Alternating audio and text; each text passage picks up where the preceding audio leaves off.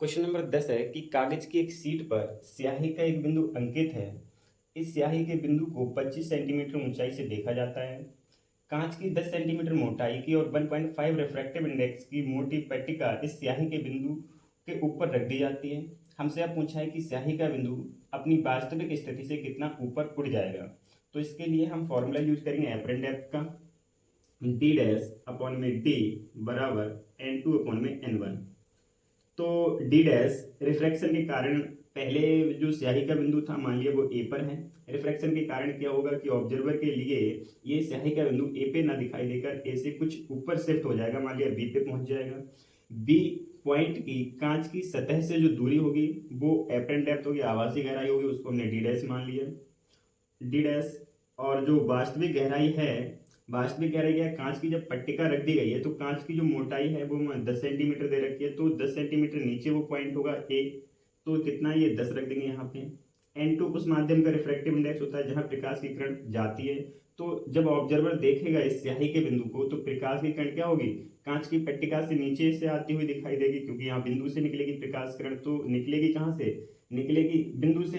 तो बिंदु से क्या होगी, निकलने वो तो कांच में से ही निकलेगी, तो किस में जाएगी, वायु में, क्योंकि ऑब्जर्वर वायु में खड़ा हुआ है। तो N2 क्या होगा हमारा 1 होगा वायु का रिफ्रैक्टिव इंडेक्स, और N1 क्या होगा हमारा, N1 होगा हमारा 1.5।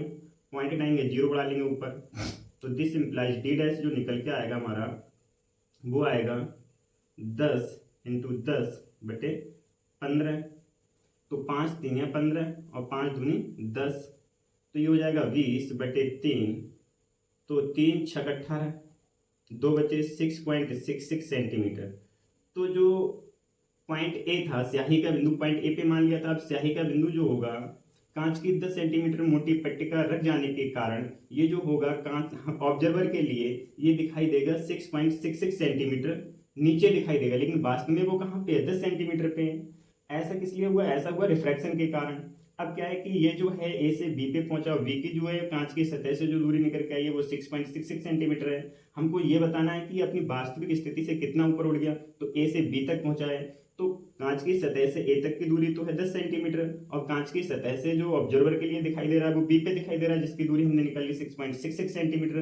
तो क्या है कि हम ए से ए बी के बीच की दूरी निकाल लेते हैं कि ए से बी पे पहुंचा है, तो ए से बी तक पहुंचा है कि ए बी कितनी होगी, कितना शिफ्ट हुआ अपनी वास्तविक स्थिति से स्याही का बिंदु। तो सबसे पहले वास्तविक स्थिति क्या है स्याही की, कांच की सतह से वो है 10 सेंटीमीटर पे, ठीक है, माइनस, और कांच की पट्टिका रख जाने के बाद में स्याही का बिंदु कितना ऊपर शिफ्ट हो गया, वो ए बी है, और यहाँ से कितने ऊपर कितने नीचे दिखाई देगा, वो बी पॉइंट पे दिखाई देगा, जिसकी दूरी है 6.66 सेंटीमीटर। तो ये घटाएंगे तो ये मिल जाएगा हमको 3.33 सेंटीमीटर। तो जो स्याही का बिंदु है वो पॉइंट ए से पॉइंट बी कितना शिफ्ट हो जाएगा, 3.33 सेंटीमीटर ऊपर शिफ्ट हो जाएगा।